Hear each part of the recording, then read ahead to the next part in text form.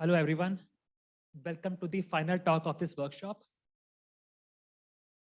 Our next speaker joins us from Google Research. I do not feel the need to introduce him because we have already seen so many beautiful glimpses of his work in other talks in this workshop. But yet another piece of his work. Please welcome Praneeth Netrapalli from Google with a round of applause.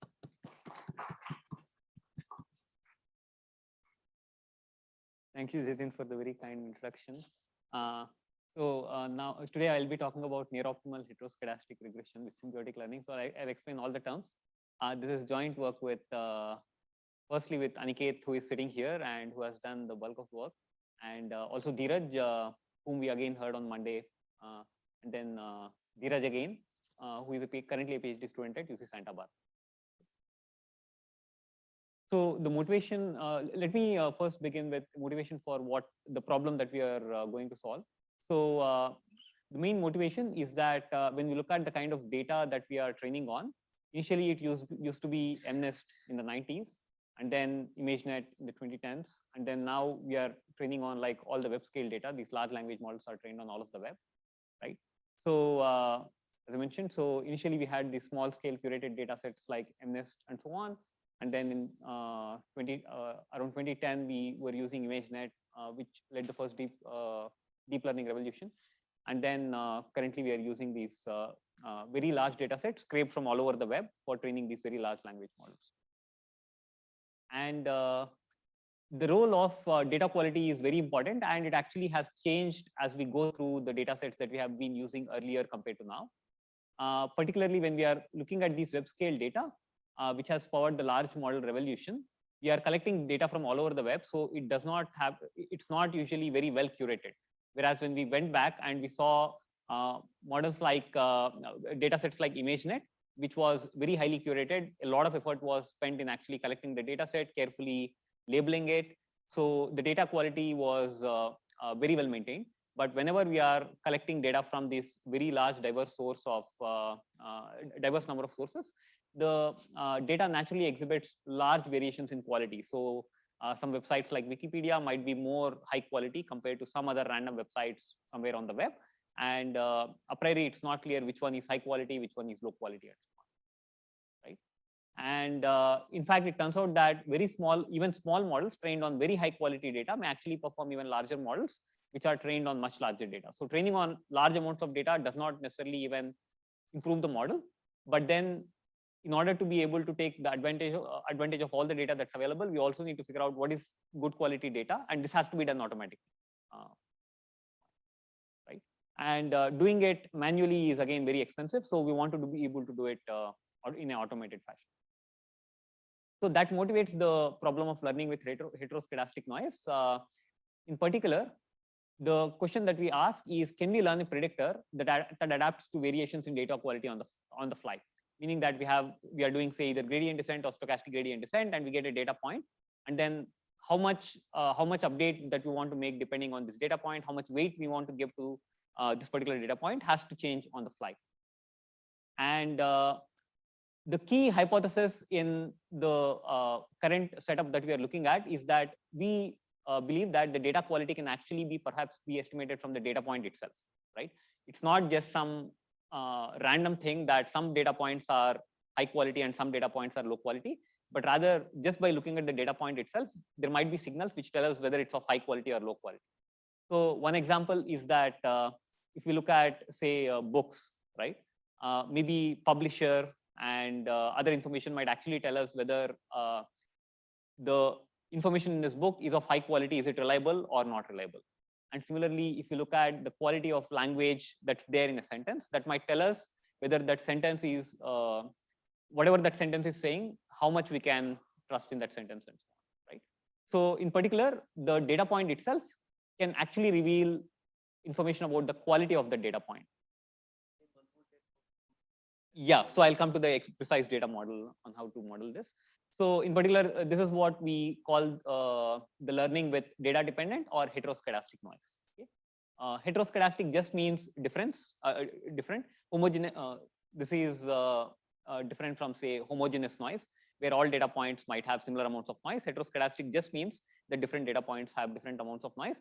It's just that it's not random, but rather has a particular form that we can again try to estimate. In particular, we consider the very basic problem in this setting, which is heteroscedastic linear regression, where we have a data point xi, which is the covariate, and then the label yi, or the regression output, is given by the inner product between w star xi, which, so w star is the true parameter that we are interested in finding. But then the observation is corrupted with some noise. Here epsilon I is a standard normal zero mean random variable, but then the epsilon I is actually scaled by some other quantity, which is inner product of f star comma xi, which intrinsically depends on xi. So if xi is large in the direction of f star, then there is a lot of noise that we accumulate in yi. And if this inner product is small, then yi is actually very high quality point. Okay. So this is the model that we study in. So any question about the model? Yeah. Currently, there are no assumptions on f star. There is a w star, there is an f star, and then the data is generated. So you'll also estimate f star? Yeah. So yeah, that will be part of the algorithm. So we'll come to that.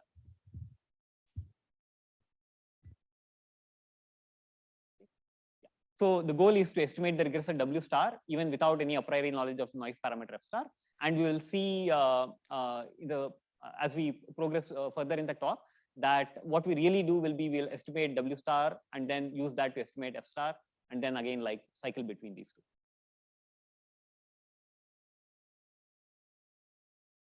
So this is what I just mentioned, that samples aligned with F star are more noisy and samples which are orthogonal to F star are less noisy. And this has been studied very extensively in a lot of different streams of literature. One is in classical statistics, where heteroscedastic noise models are have been widely studied by several authors. And again, in econometrics, as well as time series analysis and machine learning. So and so while there are many general models that people have studied in this context, this is kind of like the prototypical instance of statistic. This is also a prototypical instance of what is called statistical learning with a nuisance component. So this F star is what is called a nuisance component. And this line of work again has received quite a bit of attention in the recent past in the learning theory community.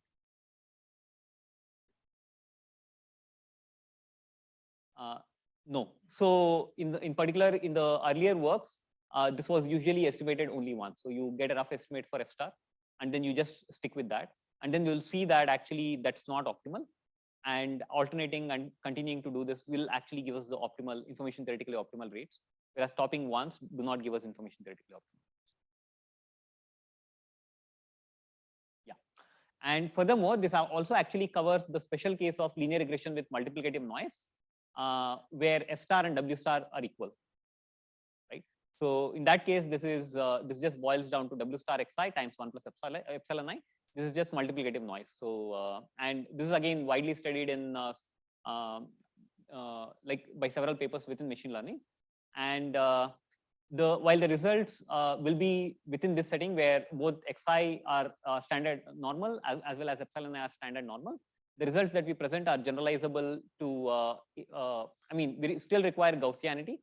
But then can be generalized to arbitrary covariance matrices, and also with some dependence on the covariance matrix, like spectral properties of the covariance matrix in the eventual result, and then also to any zero mean symmetric sub-Gaussian random variable.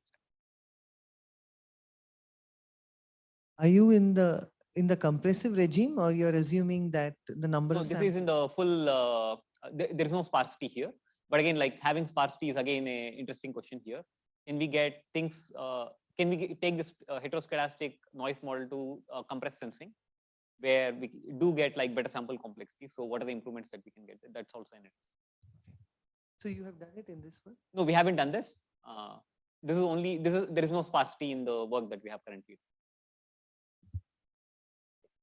Okay, so one of the natural algorithms for linear regression, like most standard algorithms for linear regression, is ordinary least squares, or OLS. And this is the explicit solution for the ordinary least squares estimator. And the first question we would ask is, what is the convergence rate that this can get under this noise model, right?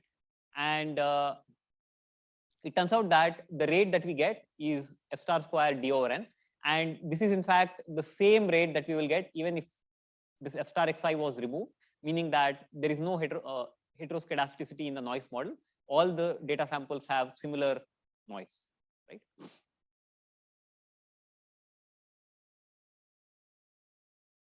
Sorry, this is XI transpose inverse. Thanks for that. Right. So yeah. So it turns out that ordinary least squares does not get any better rate in the heteroscedastic setting compared to the homoscedastic setting, where the noise is kind of uniform in all the directions. So it means that OLS is unable to take advantage of this heteroscedasticity, and in order to take advantage of the heteroscedastic noise, one of the, again, the classical algorithm that people have looked at since several decades is what is called weighted least squares, where this is the problem again, right? So the OLS rate, as we saw, is d over n, and what people have tried to propose is that we can try to do better by using what is called weighted least squares, and the main idea is that we reweight each sample as beta I with a scalar beta I, which is inversely proportional to the square of f star xi square, right? So this is the amount of noise within each sample, and then we reweight each sample with the square of this, and this is the eventual algorithm. So we have beta xi transpose inverse times beta I yi xi. So this is just the solution of the least squares problem, where each least square term is weighted by beta I. And sometimes there is also a regularization parameter, and we'll come to the importance of this regularization parameter a bit later in the talk. But either with or without this regularization parameter, the key point is that the beta i's are chosen to be inversely proportional to f hat xi square, where f hat is an estimate of noise.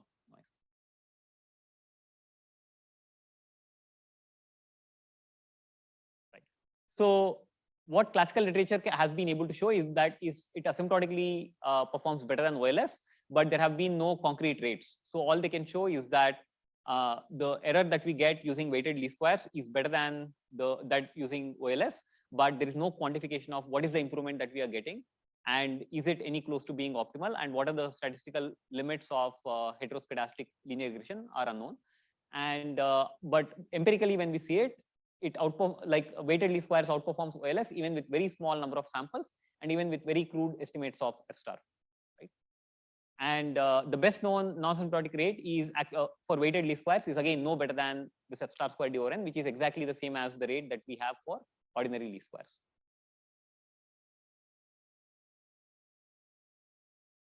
So what we propose is this algorithm called symbiotic learning, where we are doing an alternating minimization approach for estimating both W star and F star.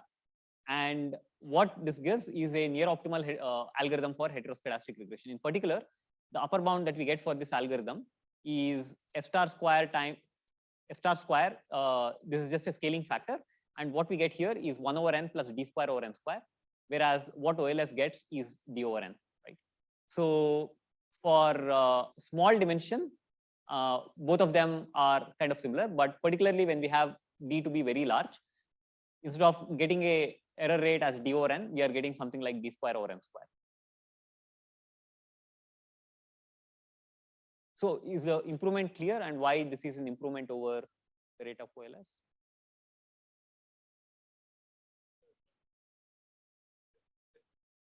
Yeah, so so maybe I should have made it clear. So this is the squared distance between the estimated W and the true W in the L2 norm. Smaller is better. D is supposed to be much better. Yeah, n is at least greater than d. So like many times we think of n to be like linear in d or d log d. And in that regime, we are getting something like epsilon square here, whereas this is only epsilon.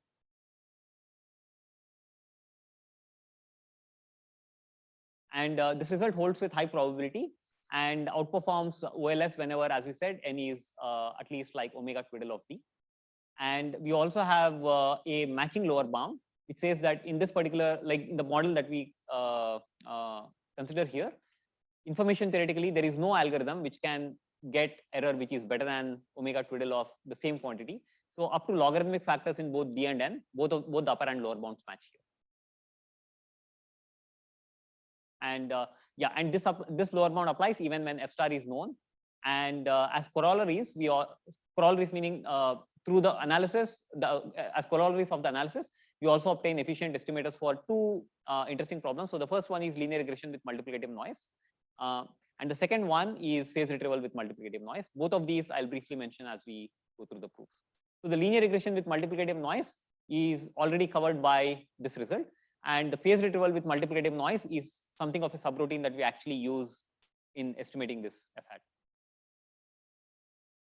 So the overall algorithm is as follows. So we first do an ordinary least squares estimate for W star, and that gives us only something with error D over N.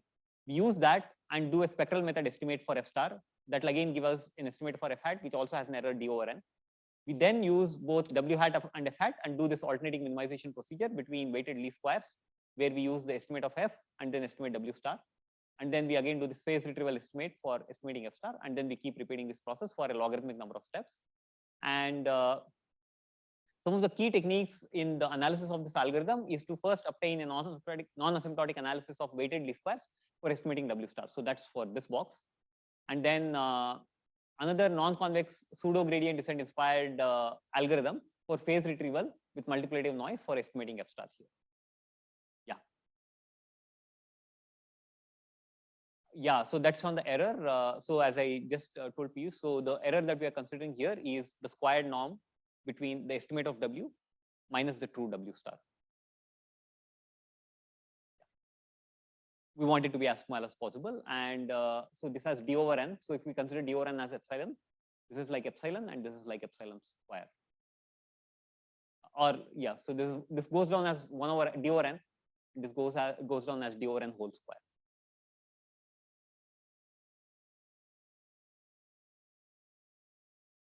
And the key part is that both of these subroutines are quality adaptive in the sense that if you have an improved estimate for W star, then this weighted least squares estimate, the phase retrieval estimate for F star will be better. And similarly, if you have a better estimate for F, we'll get a better estimate for W star using weighted least squares. So having both of these to be adaptive to the quality of the other estimate is the key part. And then both of them can be put together in a straightforward fashion. So let's now investigate each subroutine more closely. So the first one, so ordinary least squares, we already just mentioned that like it's classical that it gets a rate of D over N. So let's first look at the spectral method. So the spectral method is that we have an estimate for W, right? And then we look at yi minus W hat xi. So if W hat were exactly equal to W star, then this would be just epsilon I F star xi, epsilon square F star xi square. And so it turns out that in this case, this matrix that we are computing here is very similar to F star square times E transpose, where E is the direction of F star, right? So it has one eigenvalue which is much larger in the F star direction, and all the other eigenvalues are the same and in the orthogonal directions. So the spectral method, basically, whenever we get a top eigenvector, then it's going to concentrate around the direction which is parallel to F star, and the rate at which it concentrates turns out to be D over N. This again just comes by matrix concentration.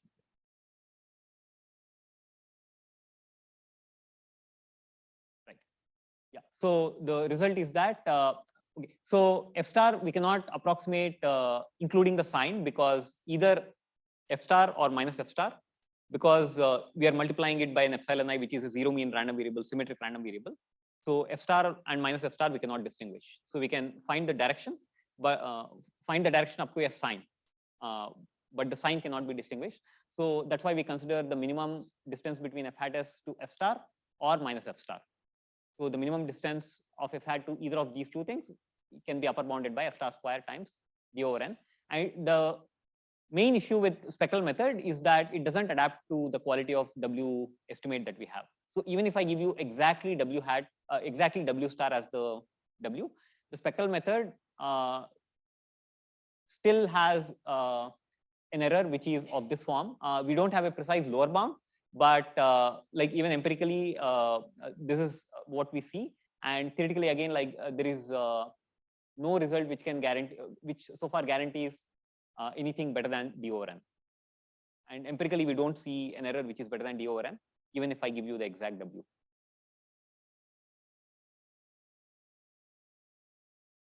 Yeah. So we are saying if you look at this quantity and let's say W hat is equal to W star, and we look at expected value of S hat, then expected value of S hat is exactly equal to this.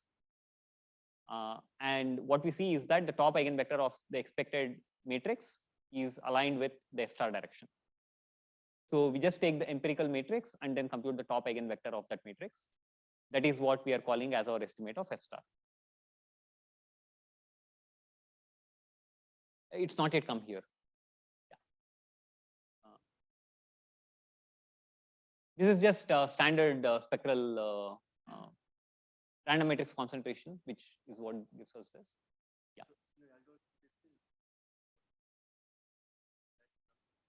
Up to logarithmic factor. I mean, there may also be logarithmic factors that can be improved. Yeah. So the key issue with the spectral method is that it does not benefit from an improved estimation of W star. In particular, even if W hat equal to W star, this is the best result we can get. And empirically, this seems to be tight. However, it turns out that it's actually already useful as a crude estimating for initializing the algorithm. And when we take this F hat and then use it to run this weighted least squares for the estimation of W. So the way we do it is that given an F hat here, and a regularization parameter lambda, we compute W hat as the solution of the least squared solution, which is and in closed form, it can be written as beta I xi transpose inverse times beta I yi xi, where beta I, the weights are given by the inverse squared of F hat inner product with xi plus this regularization parameter lambda. So the regularizer lambda that we use here ensures that these things don't blow up, and also regularizes for the error that we have in F hat. So lambda is required for two reasons. Even if F hat equal to F star, the matrices here might be quite problematic, as we will see in a minute. And because we also have some error in F hat, lambda helps to regularize the problem and not let it go haywire. So in particular, when F hat equal to F star, what we can show is that the estimate that we have here minus W star squared, so the error between this estimate goes down as trace of H inverse, where H is the Hessian matrix that we have here. So whatever is inside here, this is the H, and so the error that can be shown to be approximately 1 over n trace of H inverse. The key issue is that, so let's first look at how the eigenvalues of H look like. Then we'll also understand how eigenvalues of H inverse look like, and then trace is just the sum of eigenvalues, which lets us bound this quantity. So H, it turns out that has a special structure in the F star direction as well as in the orthogonal direction. In the F star direction, H has reasonably, so we can lower bound the value of E transpose HE in the F star direction, because like we can already directly lower bound this quantity. However, in the orthogonal direction, we would expect that, so we will have U transpose Xi whole square divided by F star Xi whole square plus lambda. So if Xi, there is a sample Xi which is almost orthogonal to F star, then the denominator might actually blow up and we might be able to get a lambda. It turns out that this is actually a very low probability event, and what we can eventually get is only something like 1 over F star square root lambda. And if we put both of these together and use a covering argument for all U, which are in the span of E as well as its orthogonal space, we can show that H is actually lower bounded by 1 over F star square plus lambda in the E direction and 1 over F star times square root lambda in the orthogonal direction. So we just computed trace of this, and this is what we get. So this is what gives us first the decomposition in the n 1 over n as well as d square root lambda over n, where lambda is the regularization parameter. Right? And extending this to F hat, which is approximately equal to F star, is straightforward. And this is the precise result that can be written both in terms of even when F hat is not equal to F star. So we have this delta F hat, which is the difference between F hat minus F star, and the error in W square that we are getting is, so when delta equal to 0, it was exactly the bound that we saw earlier, but even when delta is not equal to 0, this is the precise bound we get. And the key point here that we want to observe is that when F hat equal to F star, we actually do get this 1 over n plus d square over n square rate. Even for known F star, this was not known in earlier literature as to how to analyze weighted least squares in this context. Right? because like the earlier best known analysis of weighted least squares estimator was still getting only d over n and not this improved rate here. Okay. And in particular, this shows us how weighted least squares can be adaptive to the quality of the f hat that we have here. So there's also been a line of work in the learning theory community called orthogonal statistical learning. And there is a connection of weighted least squares to orthogonal statistical learning, which is that we first partition the data into 4 subsets and we compute W hat OLS using the first partition. Then using the second partition, we compute F hat S. Using the third partition, we compute the estimate of W for like a well-chosen lambda. And what people have shown here is that this kind of so we are only using 3 things here. So orthogonal statistical learning is only using the 3 initial stages, whereas the 4th stage in our algorithm, we are going to use this repeated alternating procedure. So what people have shown earlier is that this can get better convergence rates compared to just using the ordinarily least squares learning. What we get using our current analysis, using this analysis of weighted least squares in the context of this orthogonal statistical learning, is that we get a 1 over n plus d to the 1.5 over n to the 1.5. So the d square or n square that we rate that we showed earlier was if we exactly know f star, whereas if we only use this second partition and spectral method to estimate f hat, we are still able to get a improved rate of 1 over n plus d over n to the 1.5 compared to the d over n of the OLS result. Right. So this was what was proposed in the original literature, and it gets this rate. And even empirically, it turns out that this is not the best that we can do. We can actually continue to do the alternating minimization procedure to actually improve this d over n to the 1.5 to the d over n whole square. Okay. And similarly, there is another direct application of the result of weighted least squares, which is linear regression with multiplicative noise, where we have yi, which is w star xi times 1 plus epsilon I, and ordinary least squares gets a rate which is only d over n, whereas the symbiotic learning that we are talking about, or repeated application of the weighted least squares, because w estimate already directly gives us a better f estimate as well, that directly can be used to get a rate of 1 over n plus d square over n square. Right? And the algorithm is just this. So we just use estimate w, and then because w and f are exactly the same in this model, so we just use the updated estimate of w to recompute the weights that we want to give to each of the data. This again an instance of iteratively reweighted least squares. And as I mentioned, the analysis follows as a corollary of our weighted least squares guarantee. So let's come back to this.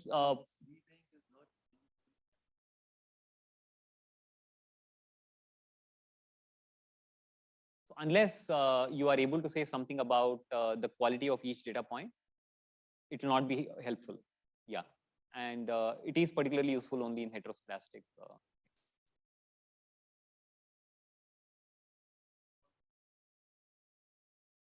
Multiplicative, it is useful because the noise in a data point is directly predicted. Yeah, predicted from the inner product with W stars.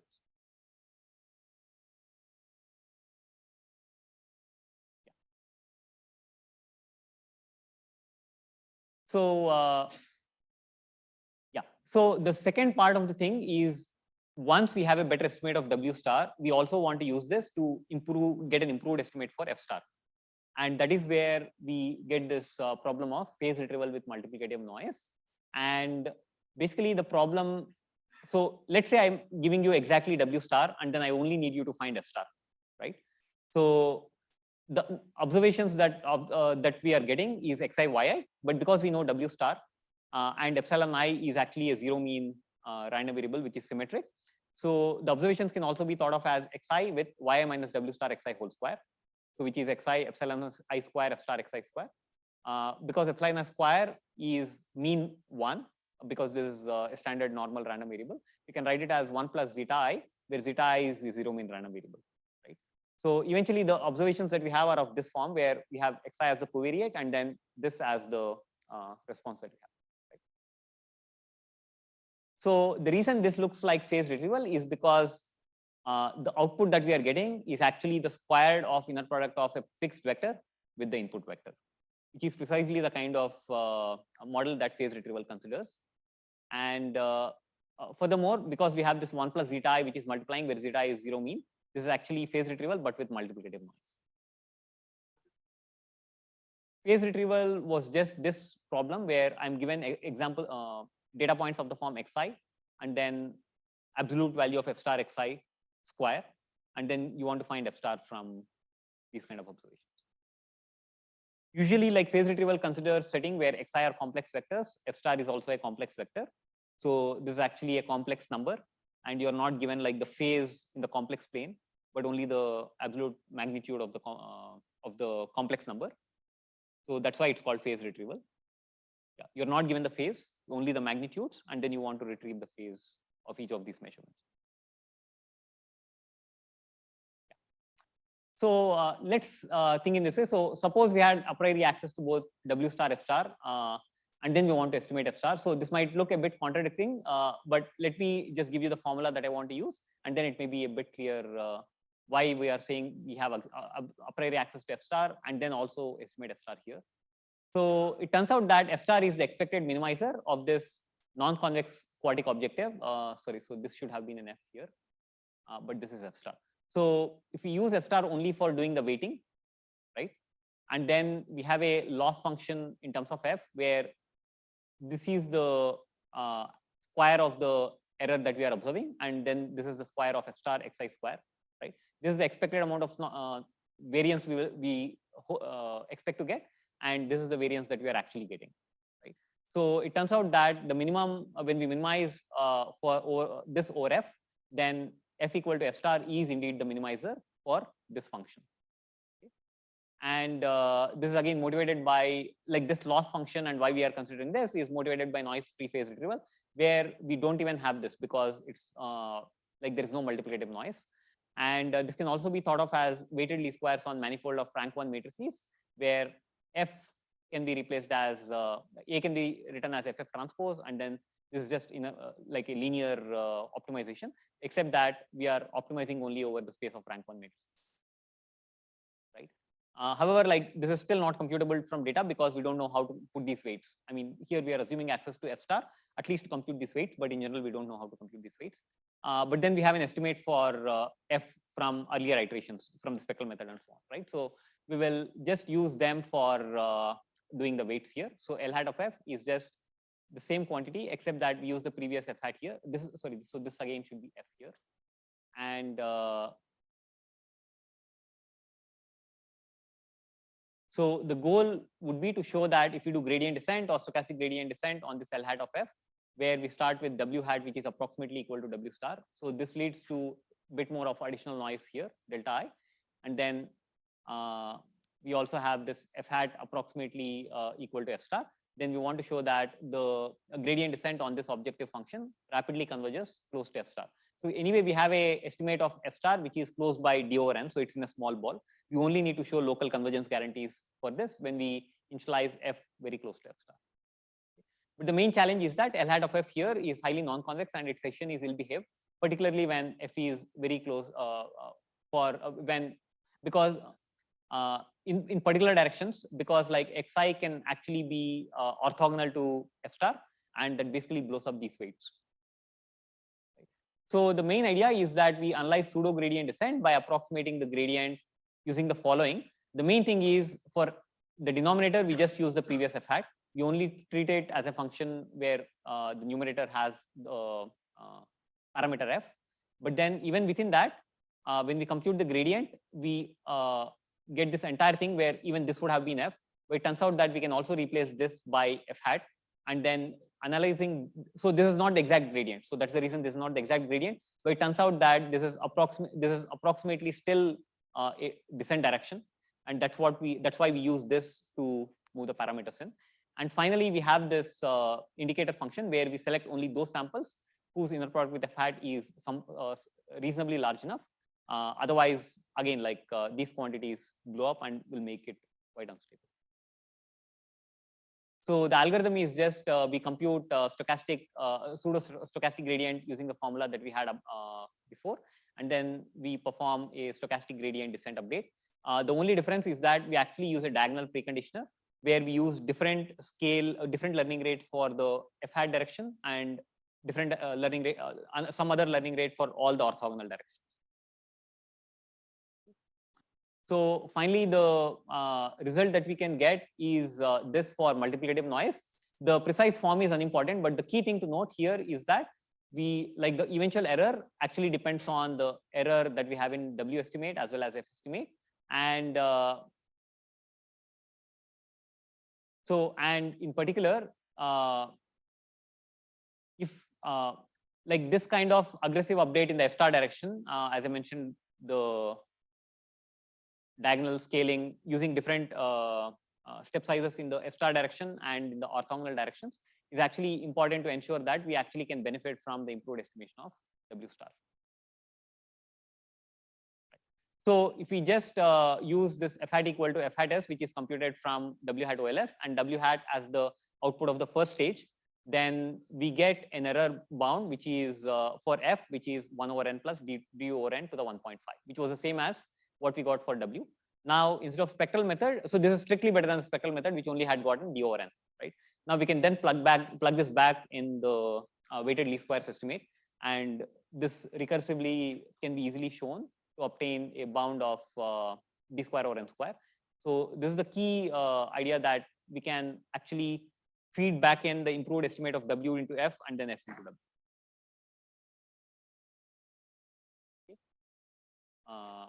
So this is the eventual algorithm, which just alternates between both weighted least squares and phase retrieval. And so let me now come to the lower bound. So let me just quickly go through this because we are close to the end. So the goal is that we want to get a lower bound on the minimax rest, where we have an n for all estimators and supremum over all possible W stars of the expected value that xi, yi are drawn from the distribution over W star and also actually F star. So F star can be fixed here, right? And then we want to bound the distance, and we have the expected distance between W hat minus W star, where W hat is the estimated one, and then we are taking infimum over all possible estimators. The key challenge is that if we take any different W1 star and W2 star, the KL divergence between them for any fixed F star. So the KL divergence between them is going to be infinity unless W1 star minus W star exactly is parallel to the F star direction. Okay. So we can't directly apply standard tools like Lecam methods, which directly use this bound on KL, use bounds on KL divergence to get lower bounds. So the idea is to first derive a coarse grained omega of 1 over n bound, which can directly use Lecam's method by choosing W1 minus W2 stars to be parallel to F star. So it's a single dimensional problem, and that gives us a 1 over n bound. And then the fine grained bound, which actually depends on dimension, needs to be worked out separately. Okay.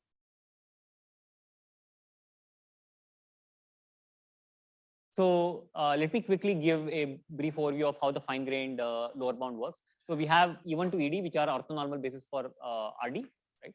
And let's say F star is without loss of generality aligned in the last direction. Okay. And so yeah, so in particular, like whatever lower bound we are going to show actually also knows F star. So F star I am fixing, right? So even if I know F star, like the lower bound still holds. So S alpha is the uniform distribution on the sphere of radius alpha within the first d minus 1 directions. And the first step is to lower bound the minimax risk, where we have infimum and supremum by the minimax theorem.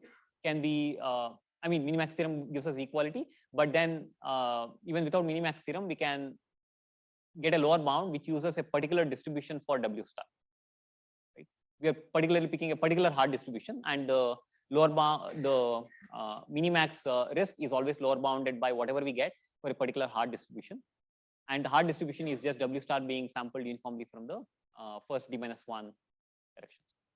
And the second step is we will do a data dependent change of basis, where instead of using E1 to ED minus 1, we will use u1 to ud minus 1, but then ud is still equal to ed. Okay? So in terms of the bound, the thing that we have here, because w star was distributed uniformly on the sphere in the space of u1 to ed minus 1, and because the sphere is symmetrical and doesn't change with any coordinate, transformation, so w star can also be seen as being sampled uniformly from the sphere in u1 to ud minus 1. Right? The space of u1 to ud minus 1 and e1 to ed minus 1 is exactly the same, but we'll do a change of basis, which will depend on x. So this is an important part. So I haven't told you how I'll change, make this change. So that maybe I'll come to towards the later part of my talk. The key point is that because this is inside the expectation over x1 to n, at this point x1 to n are already given to me, and this change of basis depends only on x1 to n. So the step 3 is obtaining a conditional lower bound via what we call coordinate flip coupling, meaning that we choose two different w stars where so we are given, say, a fixed w star, but then we flip the ith coordinate of w in the u direction by w star, so with equal probability, right? So then that will give us like two different possibilities for what w stars could be. So when we take a distribution over all these so given a w star, and then we take a distribution over all of these couplings for w star. So when we do this one, right? So yeah, so w star being distributed here. So w hat should be doing well both for the original w star and then the coordinate flip w star, right? And using that, what we can show is that if delta I is the amount of flip that we are, delta I will be the flip that we are making, then the total error can actually be bounded by a weighted sum of delta I square, where the quantity that we get here comes from the scale divergence between two different Gaussians. So the key point to note here is that we have a ud xj square in the denominator here. So data points where xj is very, where the projection onto the ud direction is very small, this quantity actually blows up, and this entire lower bound, so because there is a negative term, this entire lower bound will be very small. So what we want to do is to make a more careful argument where we want to divide xj's into different buckets, where smaller inner products in the ud direction will be counted separately, and larger inner products in the ud will be counted separately, so that we'll have a we can do a more fine-grained we can do a more fine-grained counting for how large this term can be. Yeah, and in order to do that, we again will choose carefully u1 to ud minus 1, so that because this is a more complicated function, right? So xj will depend on ud, but then the numerator then has product between xj and ui. So the reason for doing this u1 to d minus 1 is that first we want to consider points which have very small inner product with ud separately, and then we want to this to be handled as well, and that's the reason for doing this data dependent coupling. And in particular, the way we do this bucketing and then how we come up with u1 to ud minus 1 is that we take so we consider all data points xj and then its inner product with ud, and if it lies between the range of 2 to the k gamma and 2 to the k plus 1 gamma, then we put it in the bkth bucket, and k is the smallest number, so that the summation of all the elements until which are present in the until the current bucket is at d minus 1. And what we can show is that each bucket has a particular size which depends on the k, the range of values that we are looking at here, and the bucketed design matrices that we get is just the covariance matrix of all the xj's which fall into a particular bucket. Okay, and this is just a decomposition of, we had ui transpose, so we had a ratio of ui xj square divided by ud transpose xj. ud transpose xj within a bucket is within this bound, so we will get something like this for the denominator, and for all the numerator we'll get ui transpose ak ui, which is the covariance, right? Okay, so this is just the same bound that we had in the previous slide, and we choose u1 to d minus 1 such that this quantity is large only for a small number of i's and diminishes for indices I which are close to d-1. And the way we do it is follows. So the first, so we first take A1 and then we look at its eigenvectors and then they are U1 to U mod B1. And then we look at the eigenvectors of A2 and then do Gram-Schmidt orthogonalization with respect to all the previous vectors. That will give us the next B2 dimensions. And we'll do this all the way until like NL is equal to D, until we get a projection equal to d-1, until we get d-1 orthonormal vectors which span all the orthogonal space. Right. So using concentration properties of Wishart matrices, what we can say is that Uj transpose AI Uj is equal to 0 if AI E was earlier, because Uj was gotten by Gram-Schmidt orthogonalization with respect to all the previous things. And for the current one, it's equal to D plus mod BL. This is just random matrix theory operator norm bound. And this is less than or equal to mod BI. This is because AI is independent with respect to Uj. And once we have these things, and then we have the previous expression, this one, we just need to put what UI transpose AKI, AKUI looks like, and then what are the sizes of each of, so what UI transpose AKUI look like. And we also have estimates of what BIs look like. And that basically gives us this fine grained D square over N square lower bound. So to summarize, so we got the coarse grained bound by direct application of the 1 over N bound by direct application of Leckamp's inequality, fine grained D square over N square lower bound by a careful coupling argument. And both of these can just be combined because both of these are valid lower bounds. Okay? And this establishes the minimax optimality of our algorithm SymBlun. And this can apply even when the noise parameter f star is known exactly. This is a lower bound. So lower bound holding even when f star is known is a stronger result. So to conclude, we have developed a minimax optimal algorithm for prototypical model of heteroscedastic linear regression. We obtain fast rates for linear regression and phase retrieval with multiplicative noise as byproducts of this analysis.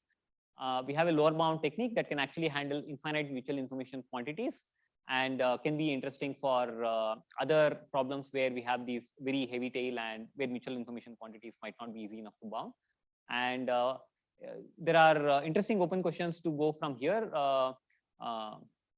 Firstly, whether similar cyclic estimation strategies can outperform orthogonal statistical learning, where people have considered much broader statistical models for both the signal as well as the noise.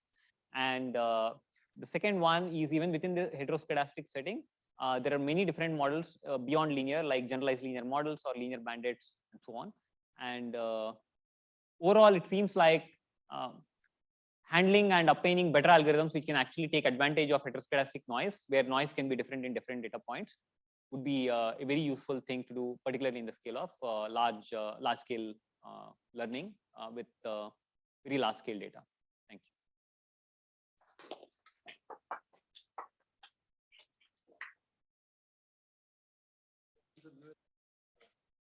Sorry.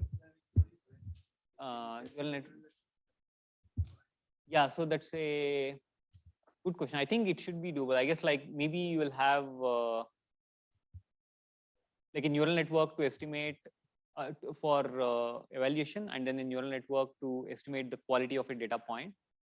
And how exactly you used to weight it is not clear. Do you have any thoughts? Right. Okay. So how exactly do they weight?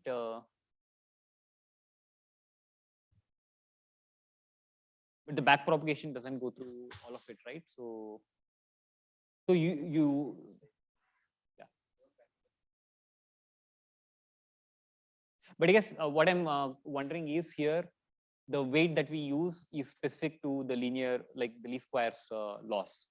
But for say a different loss, the weights that we want to use might be different. For example, if I want to do cross entropy loss, what is the noise model? And then like how do we measure the quality? And then what is the weight that we use? That seems not fully clear.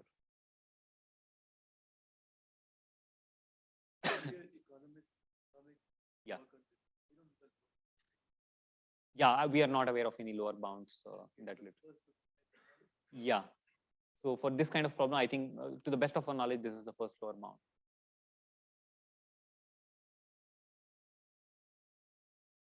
Any more questions?